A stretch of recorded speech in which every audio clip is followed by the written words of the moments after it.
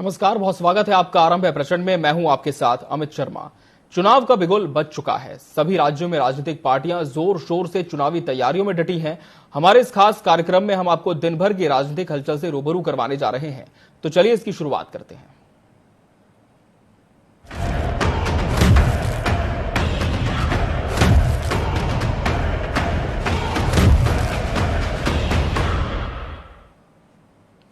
Mahadev app घोटाले में फिरने के बाद कांग्रेस की मुसीबत कम होने का नाम नहीं ले रही है। अब पार्टी में आंतरिक गड़बड़ी और घोटाले के मामले उठने लगे हैं। कांग्रेस के महामंत्री अरुण सिसोदिया ने ही पार्टी के कोषाध्यक्ष पर 5 करोड़ के गबन का आरोप लगा दिया है, जिससे लोकसभा चुनाव के पहले कांग्रेस के लिए परेशानी बढ़ती दिख रही है। देखिए हमारी एक खास रिपोर्ट।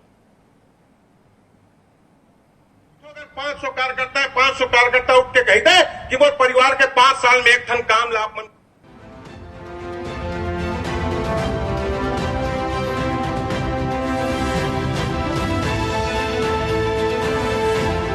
पहले पूर्व मुख्यमंत्री भूपेश बघेल पर एफआईआर, फिर राजनांदगांव में कार्यकर्ताओं की नाराजगी।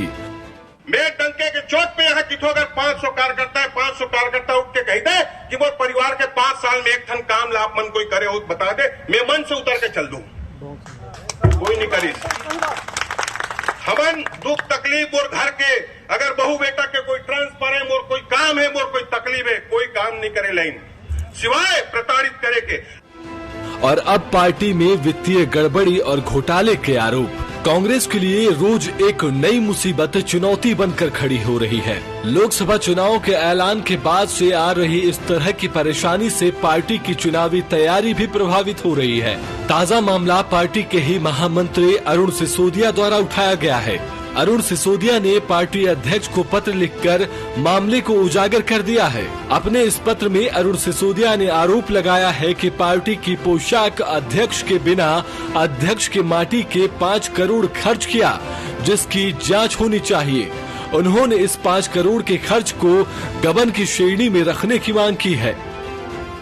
और जो 138 रुपया देकर डोनेट फॉर देश कांग्रेस पार्टी के आह्वान में अपने घर की सब्जी नहीं लाकर 138 रुपया देकर सदस्य बनकर सहयोग करता है, तो उसकी पीड़ा सबसे जायज और सबसे ज्यादा है।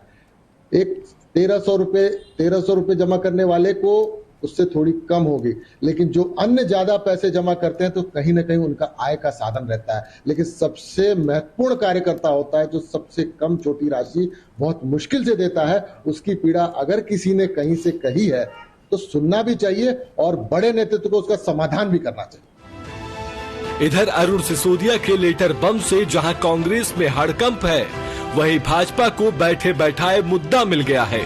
भाजपा ने इस मुद्दे पर कांग्रेस को हाथों हाथ लिया है। भाजपा के अध्यक्ष किरण देव ने इस पत्र को आधार बनाकर कांग्रेस को गड़बड़ी और घोटाले की पार्टी करार दे दिया है। नहीं, ये उनके अंदर का मामला है।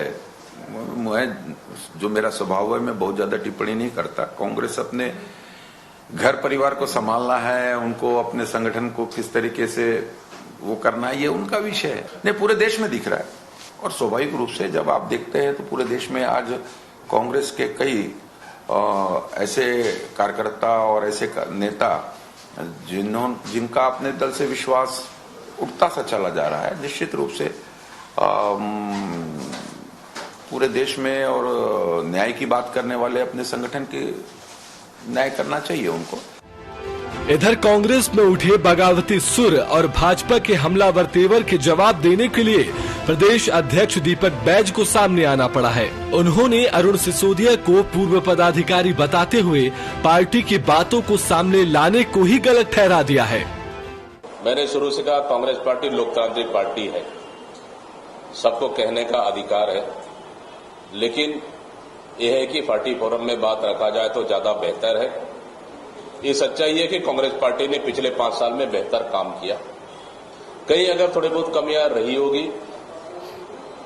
हर व्यक्ति या हर सरकार या हर कहीं न कहीं कमियां रहती है। अगर किसी कार्यकर्ता कहीं नाराजगी है तो घर की बात है, कहीं कोई दिक्कत नहीं है। लेकिन हमारी सरकार में पिछले 5 सालों में देखेंगे तो बेहतर काम हुआ है।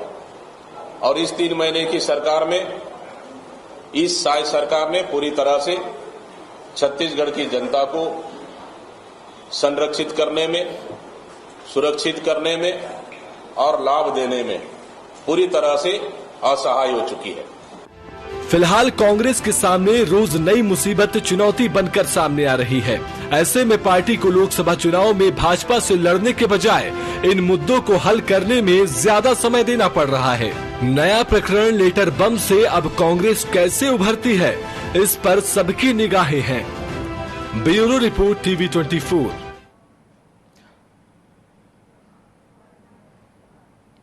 उत्तराखंड में प्रधानमंत्री नरेंद्र मोदी के साथ मुख्यमंत्री पुष्कर सिंह धामी सरकार के कामकाज के तौर तरीकों का रंग कांग्रेसियों पर भी चढ़ने लगा है। यही वजह है कि लगातार कांग्रेस के नेताओं की बीजेपी में एंट्री हो रही है। शायद यही कहा जा सकता है कि होली से पहले कांग्रेसियों पर मोदी और धामी का रंग चढ़ने लगा है। कैसे रची धाकड़ धामी ने पूरी व्यूह रचना कांग्रेस को धराशायी करने की, और अभी कितने तीर हैं धामी के तरकश में, देखिए देहरादून से योगेश शैली की एक खास रिपोर्ट में।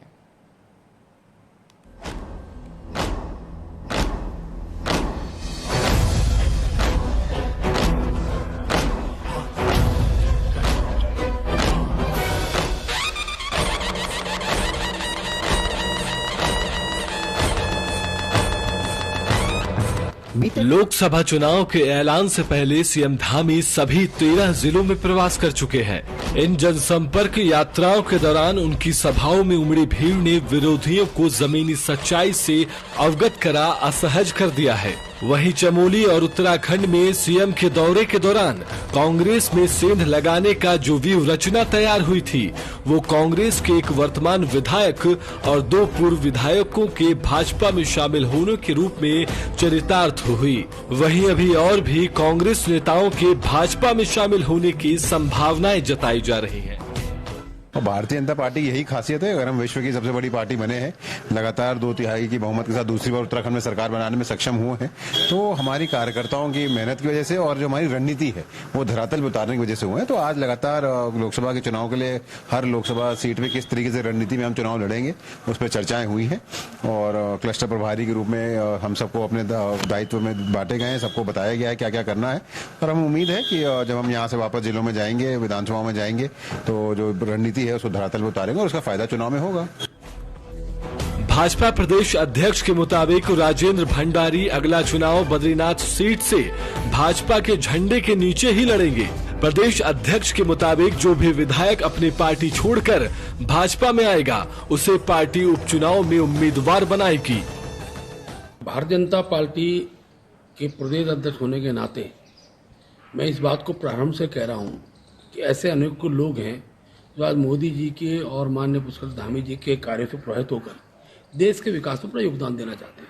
और मुझे खुशी है कि मेरी विधानसभा जहां का मैंने प्रतिनिधित्व किया और जिनसे मैं चुनाव हारा हूं, एक बार मैंने हराया, इस बार उन्होंने हराया, आज उन्होंने भी भारतीय जनता पार्टी सत्ता ली है और ये क्रम लगातार आगे बनता रहेगा। बड़ी संख्या में दूसरे दलों के अनेकों ऐसे वर्तमान सिटिंग एमएलए भी हो सकते हैं, पूर्व विधायक हो सकते हैं, जिनके क्रम बढ़ता चला जाएगा और लोग मोदी जी के साथ पुष्कर धामी से खड़े होने को तैयार है। आज ये भी खुशी की बात है कि पूरी जो लोकसभा है वो पूरी तरह कांग्रेस मुक्त हो चुकी है। गढ़वाल के साथ साथ भाजपा ने टिहरी लोकसभा सीट पर भी ऐसा ही अभियान छेड़ा कि गंगोत्री में कांग्रेस के पूर्व विधायक विजयपाल सिंह सजवाड़ और पुरोला के पूर्व विधायक मालचंद भाजपा की सदस्यता ले चुके हैं। वहीं टिहरी जिले के एक और कांग्रेस विधायक को पार्टी में शामिल कराने की चर्चाएं भी काफी समय से गर्म हैं। जेल जाने की नौबत आए तो आप मेरा कहना मान लेंगे, इसमें संभालने और नहीं संभालने की बात नहीं है। मैं बार बार ये कह रहा हूँ कि मुकदमे दर्ज हो रहे हैं, लोगों को कोर्ट से वापस आना पड़ा। खटीमा के मैंने प्रमुख का जिक्र किया, 3 बार पद से हटाया गया, कोर्ट से वापस आया और कोर्ट से वापस आने के बाद आज अब तो नहीं हट रहे, तो ऐसे में आप कैसे रोक सकते हैं बताइए किसी को। भाजपा ने ज्वाइनिंग अभियान के तहत दूसरे दलों के अभी तक 12,000 से अधिक लोगों को पार्टी में शामिल कराया है। कुछ की चर्चाओं का बाजार अभी भी गर्म है। इसमें पहले नंबर पर पूर्व कैबिनेट मंत्री डॉक्टर हरक सिंह रावत की करीबी लक्ष्मी राणा और हरक सिंह की पुत्रवधू अनुकृति गुस्साई जो कांग्रेस छोड़ चुकी हैं। इन दोनों के भाजपा में शामिल होने की चर्चाएं तेज हैं। हालांकि यहां पार्टी के एक वर्ग इसके पक्ष में नहीं है। वहीं सीबीआई जांच में फंसे पूर्व कैबिनेट मंत्री हरक सिंह रावत के भाजपा में शामिल होने की चर्चाएं फिर से शुरू हो गई हैं। पार्टी सूत्रों का दावा है कि केंद्रीय नेतृत्व से हरी झंडी मिलते ही हरक भाजपा में शामिल होंगे। हालांकि यहाँ भी पार्टी में एक बड़ा वर्ग नहीं चाहता कि हरक की भाजपा में वापसी हो। उत्तराखंड के आम चुनाव में 2022 में हमारे प्रधानमंत्री आदरणीय नरेंद्र मोदी जी के नेतृत्व में, उनके मार्गदर्शन में हमारे उत्तराखंड के अंदर एक इतिहास बनाया, एक मिथक तोड़ा, एक परिपाटी बदली और सरकार में हमको लेकर आए। और जो भी हमने संकल्प उत्तराखंड की जनता के समक्ष रखे थे, उन सभी संकल्पों को हम आगे बढ़े हैं। बहुत सारे संकल्प, बहुत सारे वायदे हमने पूरे किए हैं। डबल इंजन की सरकार तेजी से आगे बढ़ी है और उसी का आज परिणाम है कि अभी पूरे राज्य के अंदर हमने अनेक मातृशक्ति के कार्यक्रम किए। मातृशक्ति उत्सव हर जिले में हुए और उनमें हजारों हजार की संख्या में हमारी बहनों ने भाग लिया और राज्य सरकार का कहीं न कहीं प्रोत्साहन किया, हमारी पार्टी का भी प्रोत्साहन कर रहे हैं। बहरहाल लोकसभा चुनाव से पहले जिस तरह से कांग्रेस का कुनबा बड़े बड़े नेताओं से टूटकर भाजपा में शामिल हुआ है, उससे कांग्रेस पूरी तरह से बिखरती हुई दिखाई दे रही है। लोकसभा चुनावों की तैयारी करना तो दूर, कांग्रेस यहाँ खुद का कुनबा समेटने में भी नाकाम साबित हो रही है। यही वजह है कि नैनीताल और हरिद्वार लोकसभा सीट पर अभी तक कांग्रेस ने अपना प्रत्याशी नहीं उतारा है। Bureau report TV 24।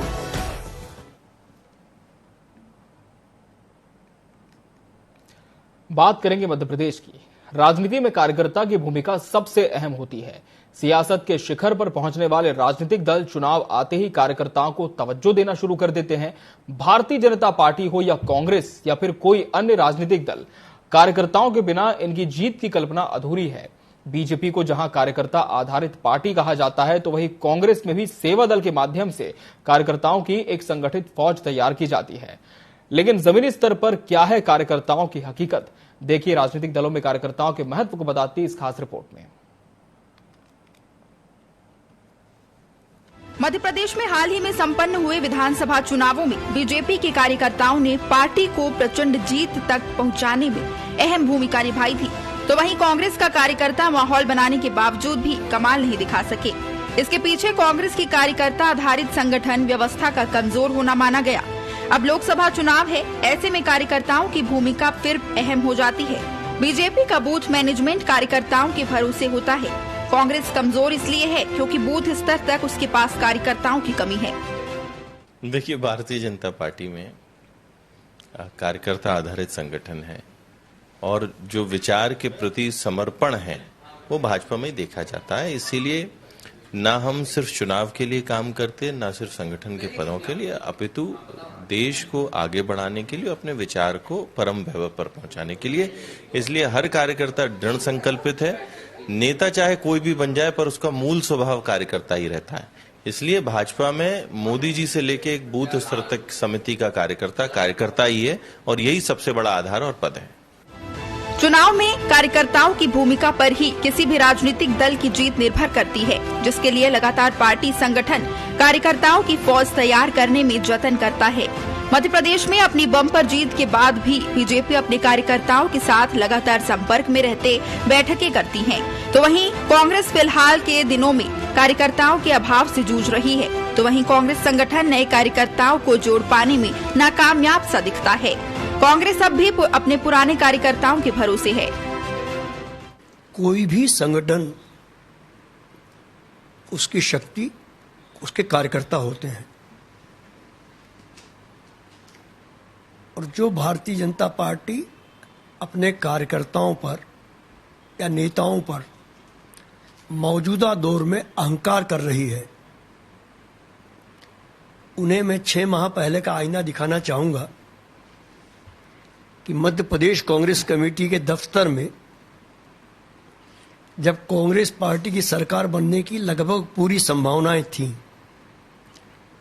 तो 5-5 किलोमीटर की कारों की कतारें भारतीय जनता पार्टी के नेताओं की होती थी और कांग्रेस ज्वाइन कर रहे थे वो लोग।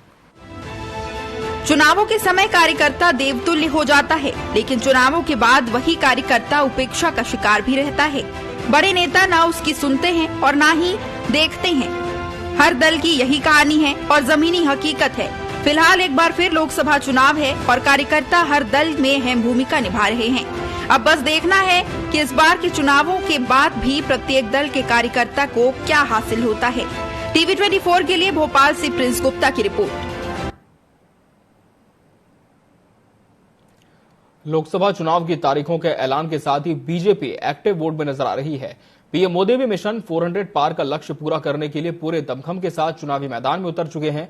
राजनीतिक गलियारों में पीएम मोदी का मिशन साउथ चर्चा में है। खासतौर पर तमिलनाडु, आंध्र प्रदेश और केरल पर भाजपा का विशेष फोकस है। केरल के पलक्कड़ में रोड शो के बाद पीएम मोदी ने तमिलनाडु के सलेम में एक जनसभा को संबोधित किया।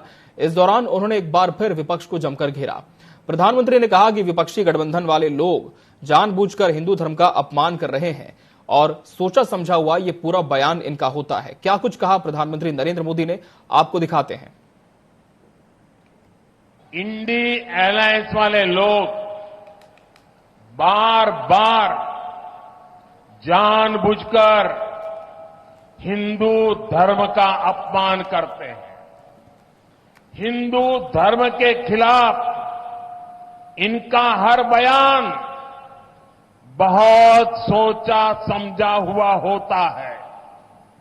आप देखिए, और किसी धर्म का अपमान डीएमके, कांग्रेस का इंडी अलायंस कभी नहीं करता। किसी और धर्म के खिलाफ इनकी जुबान से एक शब्द नहीं निकलता, लेकिन हिंदू धर्म को गाली देने में ये एक सेकंड नहीं लगाते।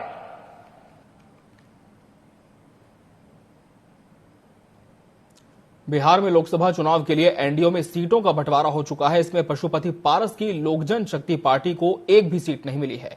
इसी बात से नाराज होकर पशुपति पारस ने केंद्रीय मंत्रिमंडल से इस्तीफा दे दिया है।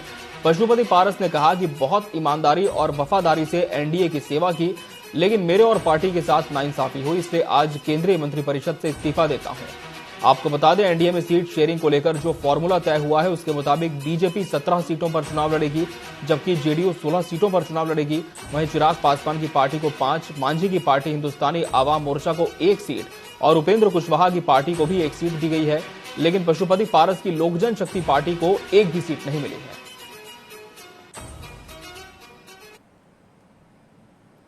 मैंने आज से 5-6 दिन पहले प्रेस वार्ता में मैंने कहा था कि हम तब तक इंतजार करेंगे जब तक एनडीए का विधिवत घोषणा नहीं होता। कल विधिवत घोषणा हो गया। हम लोग 5 सांसद थे, हमारी पार्टी में 5 सांसद थे। मैंने बहुत ईमानदारी, बहुत लगन से, वफादारी से मैंने एनडीए की सेवा की। आज भी मैं माननीय प्रधानमंत्री जी का शुक्रगुजार हूं और मैं आज भी वो देश के नेता हैं, बड़े नेता हैं, लेकिन हमारी पार्टी के साथ और व्यक्तिगत रूप से हमारे साथ नाइंसाफी हुई। इसलिए मैं भारत सरकार के कैबिनेट मंत्री से मैं त्याग पत्र देता हूं।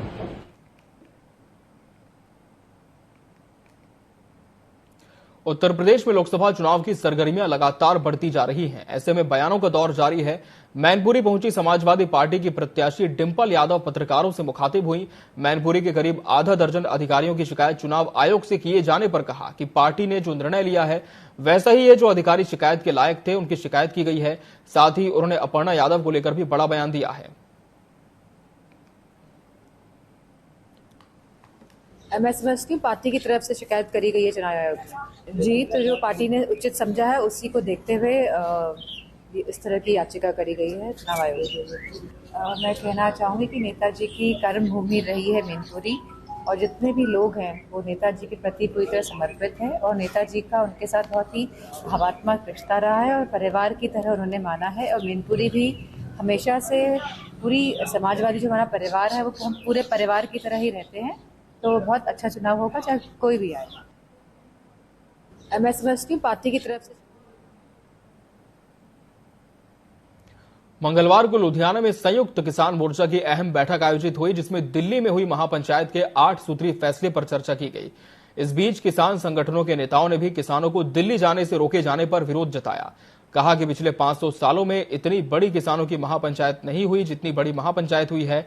हाल ही में दिल्ली में आयोजित इस रैली में उन्होंने सीधे तौर पर बीजेपी को चुनौती दी और ऐलान किया कि सभी किसान संगठन देश की जनता से बीजेपी को वोट नहीं देने की अपील करेंगे। उन्होंने कहा कि सरकार पूंजीवाद को बढ़ावा दे रही है, जो देश की जनता के लिए खतरनाक है। किसान संगठनों के नेता और भी अहम मुद्दों पर चर्चा कर चुके हैं। रद्द कराउण दी मंग आ जो साथियां ने साडियां मंगां दसियां ने, मैं दोहराउणा नहीं चाहुंदा। ਉਹ 8 ਨੁਕਾਤੀ ਜਿਹੜਾ ਪ੍ਰੋਗਰਾਮ ਆ ਉਹਦੇ ਉੱਤੇ ਅਜੇ ਤੱਕ ਇਹ ਜਿਹੜੀ ਕੇਂਦਰ ਵਿੱਚ ਆਰਐਸਐਸ ਦੀ ਅਗਵਾਈ ਤੇ ਬੀਜੇਪੀ ਸਰਕਾਰ ਚੱਲਦੀ ਆ, ਇਹ ਸਾਰੀਆਂ ਇਲੈਕਸ਼ਨਾਂ ਦੇ ਵਿੱਚ ਸਾਨੂੰ ਬੜੀ ਉਮੀਦ ਸੀ ਕਿ ਸਰਕਾਰ ਤੇ ਵੀ ਸ਼ਾਇਦ ਜਾਂਦੀ ਕਿਉਂਕਿ ਅੰਦੋਲਨ ਵੀ ਚੱਲ ਰਹੇ ਸੀ। ਅਸੀਂ ਵੀ ਵੱਖ-ਵੱਖ ਅੰਦੋਲਨ, ਕਦੇ ਅਸੀਂ ਭਾਰਤ ਬੰਦ ਕਰਦੇ ਸੀ, ਰੇਲਾਂ ਬੰਦ ਕਰਦੇ ਸੀ, ਕਦੇ ਟੋਲ ਪਲਾਜ਼ੇ ਬੰਦ ਕਰਦੇ ਸੀ। ਸਾਰੇ ਸਾਡੀਆਂ ਦੇਸ਼ ਦੀਆਂ ਸਟੇਟਾਂ ਦੇ ਵਿੱਚ ਸਾਡੇ ਪ੍ਰੋਗਰਾਮ ਚੱਲ ਰਹੇ ਸੀ। ਸਾਨੂੰ ਲੱਗਦਾ ਸੀ ਵੀ ਜੇ ਕੁਝ ਮਾੜਾ ਮੋਟਾ ਹਮਦਰਦੀ ਹੈ ਇਹ ਸਰਕਾਰ ਨੂੰ ਤਾਂ ਸਾਡੇ ਲਈ ਕੁਝ ਐਲਾਨ ਕਰੂਗੀ, ਪਰ ਇਹਨਾਂ ਨੇ ਇੱਕ ਵੀ ਐਲਾਨ ਕਿਸਾਨ ਦਾ ਨਾਂ ਲੈਣਾ ਵੀ ਇਹਨਾਂ ਨੇ ਜ਼ਰੂਰਤ ਨਹੀਂ ਸਮਝੀ, ਜਿਹਦੇ ਕਿ ਇਹਨਾਂ ਨੂੰ ਸਜ਼ਾ ਭੁਗਤਣੀ ਪਊਗੀ। ਲੋਕ ਇਹਨੂੰ ਮੂੰਹ ਨਹੀਂ ਲਾਉਣਗੇ। लोकसभा चुनाव से पहले छत्तीसगढ़ कांग्रेस में सिर फटोबल शुरू हो चुकी है। कांग्रेस कमेटी के सदस्य और पूर्व महासचिव अरुण सिसोदिया ने पार्टी के कोषाध्यक्ष रामगोपाल अग्रवाल और पूर्व सीएम भूपेश बघेल के राजनीतिक सलाहकार रहे विनोद वर्मा पर 5 करोड़ 89 लाख की राशि के गबन का आरोप लगाया है। कांग्रेस नेता अरुण सिसोदिया ने इसे लेकर प्रदेश अध्यक्ष दीपक बैज को पत्र लिखा। अरुण सिसोदिया से खास बातचीत की हमारे संवाददाता सुबोध तिवारी ने। लोकसभा चुनाव के बीच कांग्रेस पार्टी के अंदर एक ऐसा मामला हुआ कि एक लेटर के रूप लेकर वह बम के समान धमाके से फट गया। अब मीडिया है, मीडिया को तो मसाला चाहिए ही, और मसाला बैठे बिठाए मिल गया। जी हां, मैं बात कर रहा हूं प्रदेश कांग्रेस कमेटी की, जहां पर प्रदेश के कोषाध्यक्ष पर तमाम तरह के ऐसे आरोप लगे हैं कि उन्होंने कोष का गलत उपयोग करके अपने ही लोगों को फायदा पहुंचाने का काम किया है। यह आरोप और किसी ने नहीं लगाया है, कांग्रेस पार्टी के एआईसीसी मेंबर अरुण सिसोदिया ने लगाया है।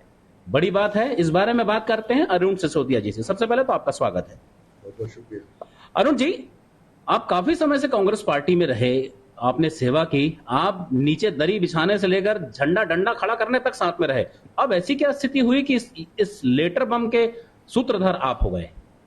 देखिए, अगर संगठन से कोई प्रेम करता है तो निश्चित ही उसको प्रेम करने वाले को अपने संगठन की चिंता करनी चाहिए, और चिंता के साथ साथ, मनन के साथ साथ कार्यकर्ता होने के नाते अगर सोचता है आदमी और सबकी भावनाओं के अनुरूप अगर कोई काम करता है तो करना ही चाहिए।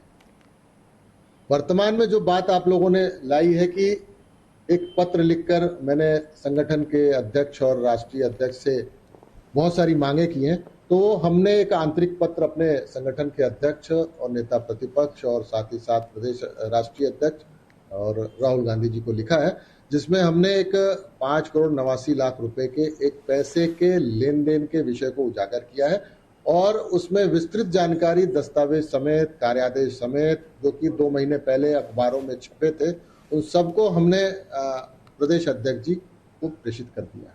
अब एन लोकसभा चुनाव, पार्टी पूरी तैयारी में है। अभी कल ही की बात है कि राजनांदगांव में भरे मंच से प्रत्याशी भूपेश बघेल को विरोध का सामना करना पड़ा। अब सीधे कोष को लेकर इस तरह के आरोप लगाए जा रहे हैं पार्टी के पदाधिकारियों पर ही, तो इसका असर क्या लोकसभा चुनाव पर कांग्रेस पार्टी के प्रत्याशी पर नहीं पड़ेगा? देखिए, कांग्रेस हो या कोई भी राजनीतिक दल हो, चुनाव जीतता है कार्यकर्ताओं के बल पे और मतदाताओं के बल पे, और जो 138 रुपया देकर डोनेट फॉर देश कांग्रेस पार्टी के आह्वान में अपने घर की सब्जी नहीं लाकर 138 रुपया देकर सदस्य बनकर सहयोग करता है, तो उसकी पीड़ा सबसे जायज और सबसे ज्यादा है। एक 1300 रुपये जमा करने वाले को उससे थोड़ी कम होगी, लेकिन जो अन्य ज्यादा पैसे जमा करते हैं तो कहीं ना कहीं उनका आय का साधन रहता है। लेकिन सबसे महत्वपूर्ण कार्यकर्ता होता है जो सबसे कम छोटी राशि बहुत मुश्किल से देता है, उसकी पीड़ा अगर किसी ने कहीं से कही है तो सुनना भी चाहिए और बड़े नेतृत्व को उसका समाधान भी करना चाहिए। देखा जाता है कि आरोप लगाने का ही निष्कासन होता है, न कि जिस पर आरोप लगा है, जिसने गलत किया है उसे निष्कासित किया जाए। ये तो धर्म और न्याय करने वाले जो हमारे आगे वरिष्ठ नेता हैं उनको चिंतन करने का विषय है। मैंने एक कार्यकर्ता, एक सिपाही के नाते, एक पूर्व फौजी के नाते मैंने अपना कर्तव्य पूरा किया। अब पार्टी निर्णय ले कि उसे किस रूप में किस दोषी को सजा देनी है। बेहतर बात कही अरुण सिसोदिया ने कि अब पार्टी के निर्णय की बात है। अब समय उनका है कि पार्टी के जो वरिष्ठ पदाधिकारी हैं, जो उच्च पदों पर बैठे हैं, वो निर्णय लें और एक सही न्यायोचित फैसला लेकर पार्टी को सही दिशा में आगे बढ़ाएं। सुबोध तिवारी, टीवी 24, भिलाई। और इसी के साथ आरंभ है प्रचंड में फिलहाल इतना ही। बड़ी खबरों के लिए आप बने रहिए टीवी 24 के साथ। मुझे दीजिए इजाजत। नमस्कार।